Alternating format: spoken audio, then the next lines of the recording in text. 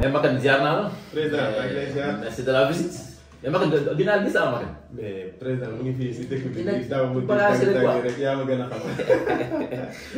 mais macha allah démb dama doon seetaan barki démb dama seetaan PM muy lancé le Pavi 2 là. automatiquement sama xel ñëw ci ñu yëngu ci VBS avec les financements ma ne xool gars yi ñu ngi financé te ñun ñu ngi nekk ci yooyu carrément quoi. effectivement xam nga président ñun ñëpp a ko seetaanandoo.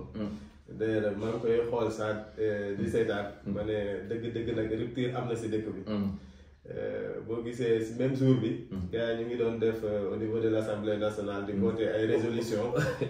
au cours de justice te d'habitude yooyu buy am day xoolal day concentré wu affaire kii yëpp. système bi yëpp si benn affaire. mais assemblée mu ngi def liggéeyam exécutif mu ngi def liggéeyam. donc pour dire que rek rupture am effectivement seetaan nañu affaire lancement Pavi 2 bi.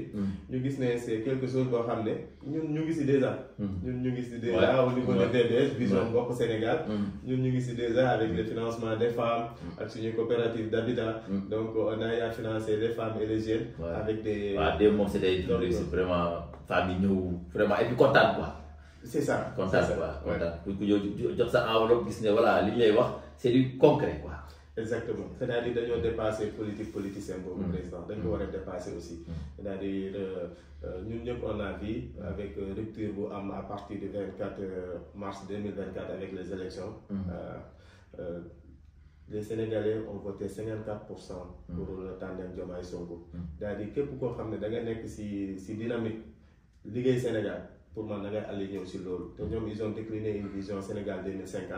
et ñun si vision boobu la ñu nekk di jéem a xool maintenant au niveau interne au niveau local loolu nan lañ koy propulser mu mun a dem ci kaw parce que développement local ba pare balaa bien sûr bien sûr moo tax foofu ngay gisee ne xam nga ñuy wax ne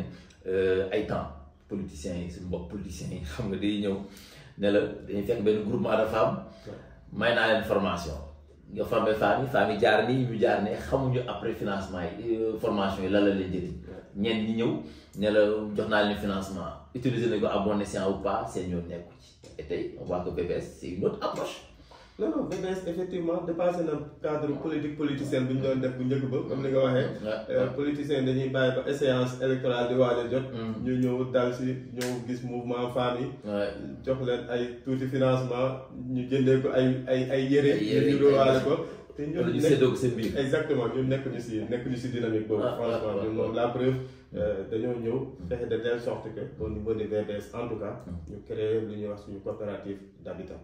déjà loolu rek dafay mun a jàppale ñi ngay mën a àndal surtout après quand on a dépassé cette étape là dañoo ne ok léegi il faut ñu jéem a xool ay financement mais avant financement bi dafa am li ko jiitu jot nañ fi def ay formation formation bu neex avec Sakine macha allah xam nga dafay am benn coaching après ñu am financement mu am benn suivi benn évaluation ça c'est dans la perspective de créer des champions VBS au niveau local donc loolu mooy objectif VBS bi donc ñu nekk ñu juste si affaire politicienne en fait c'est vraiment pour impacter carrément localement suñu environnement direct. J'ai bien aimé li nga kii bi nga utiliser impact keroog dama demoon ak Abdourahmane Sy ci benn séminaire ñu ko intitulé comment avoir de l'impact dans la société ay gars di jël ay exemple moi j'ai pris le cas de Europe benn gars buñ fa fekk waa ji artiste la mais moom fi mu nekkoon environnement am kenn xoromalu ko et pourtant waa ji keroog ba mu taxawee di wax dafa wax bay jooy mais li mu am ci bopp bi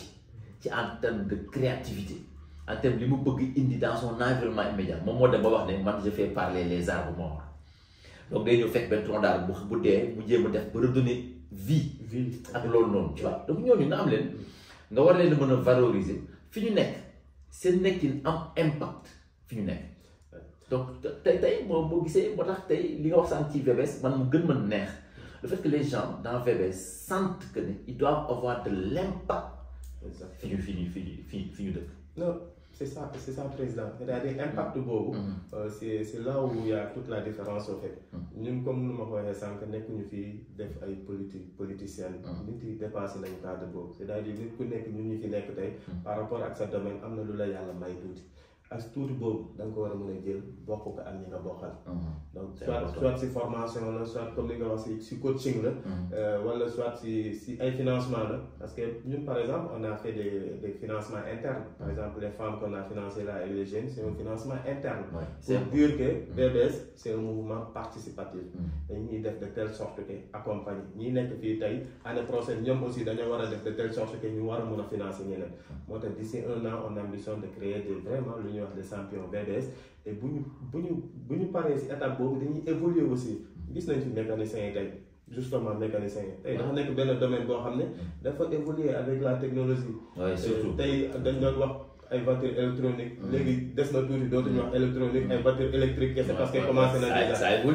évolue te ñu on a l'impression que côté boobu noonu suñu mécaniciens yi du ñëpp en fait ñooy évoluer léegi ñun dañuy xool au niveau des communes au niveau du département de manière générale ñu jéem leen organiser en juillet bay passé man par exemple maa ngi gis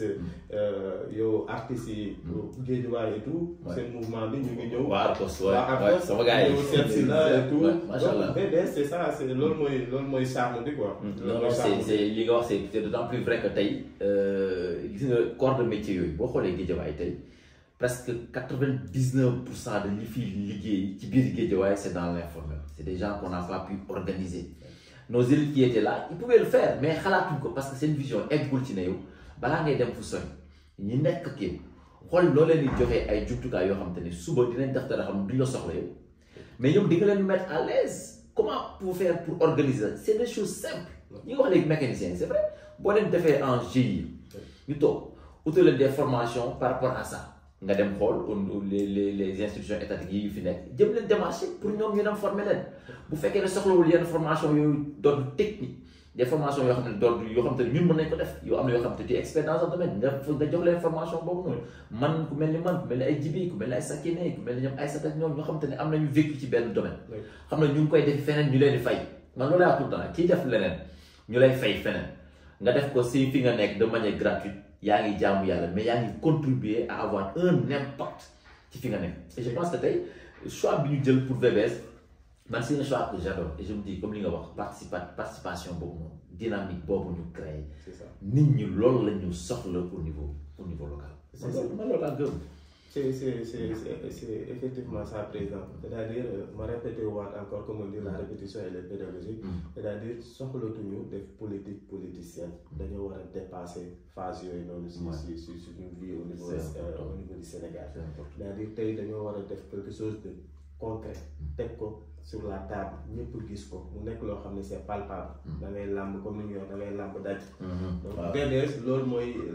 mooy kii am mooy vision bi c'est-à-dire lu ñuy def pour impacter population bi dans un premier temps local et après d'une manière d'un spectre beaucoup plus large pourquoi pas national donc mais balaa nga naan naam nekk fa donc doo fi nekk da ngay jéem a yootu national wala leneen defoo fa dara vraiment moo tax ñun au niveau VBS vision bokk Sénégal vraiment loolu mooy accompagnement bi désintéressement complètement te lu si gën a lii gars yi aussi pour ñu bokk si pour ñu participer si mouvement bi mooy xam nga yow président te une personne humble sincèrement franchement non c'est-à-dire xam nga fii tey dañoo nekk si dynamique boo xam ne si dëkk boo xam ne kenn mënul nax kenn kenn mënul nax bu ñu nangoo ànd ak yow rek c'est parce que xam nga da nga yaatu si côté boobu noonu da ngay déglu ñëpp te da ngay impacter si localement si ñu nga si sa environnement direct loolu mooy waral vraiment de façon très naturelle ñu koy dañuy ñëw di adhérer bokk si affaire bi te dañ koy gën a yaatal parce que ñu ngi créer des cellules yëpp si ay massification si quartier yi yëpp yéen a ngi job de yéen non mais c'est ça c'est-à-dire machallah ñun on a choisi de ne plus subir au fait waaw c'est-à-dire fii boo toogee defoo dara fii si biir léegi au lieu ñuy si biir ñun dañoo bugg a bokk si acteurs yoo xam ne dañuy agir c'est important c'est VBS c'est ça la vision nous on va agir impacter vraiment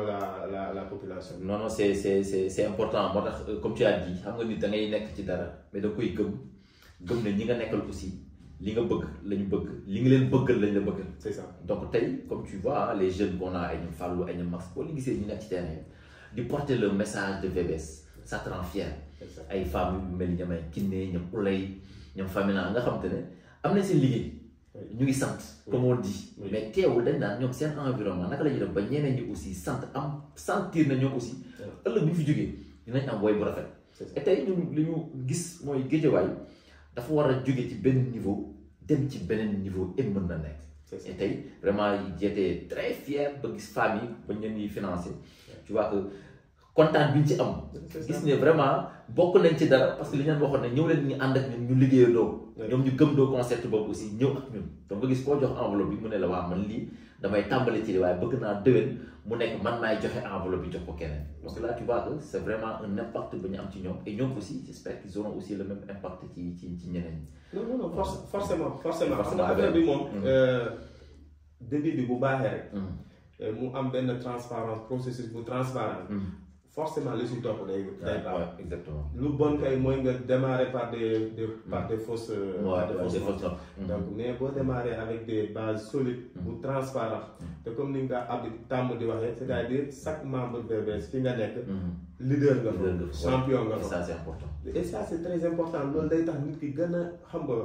gën ci gis boppam gën a impliqué wu si pour tout ce qui se fait au niveau local au niveau du quartier commune département d'une manière générale donc te loolu man yaakaar naa loolu moo si gën a kii comme li nga wax nit yi gars yaa ngi ku nekk ñenn ñi ku si nekk yaa ngi liggéey mais kii sans que am na t'es un devoir en fait. T'es un devoir si sa quartier voilà si sa quartier si sa département si sa commune man lan laa war a mën a apporter loo xam ne aussi dafay impacter quoi loo xam ne dafiy des. non macha allah loolu moom c'est en tout cas ça fait plaisir man je vous dis rek ñu ngi ci yoon bi nañ dem amatul lu ñuy taxaw li ngay def nit ñaa ngi koy gis et boum quoi on va y aller VBS devient une réalité. le président dans Guédiawaye non ca kaw merci président. merci de la visite Maguette. merci beaucoup kontaan naa lool donc gars yi comme ni nga gisee Maguette vraiment c'était un plaisir de passer me voir. Fii comme on dit yéen moom da ngeen fi nekk sax du mu fi nekk donc bon tey voilà c'était l'occasion vraiment de parler du pavé et gis ne vraiment ñu ngi ci. ni ci taxawee aussi noonu la et on appelle encore tout le monde comme ni ñuy wax rek waa Guédiawaye VBS daf fi nekk une réalité et daf fi sax et déwén dinañu gis vraiment benn dynamique bu créé bu baax ay ñoom Makan vraiment taxaw ci ñoom Abdourahmane Sy ñoom Elimane ñoom Djibi aussi suñu coordinateur tey moom daf ñu daw ba xaw ma fu mu dem mais bon après il va rendre compte. il va rendre compte après Inch'Allah. En tout cas ça fait plaisir Makan donc voilà donc on se donne rendez-vous à la prochaine fois Inch'Allah. Inch'Allah le plaisir partagé. jaajëf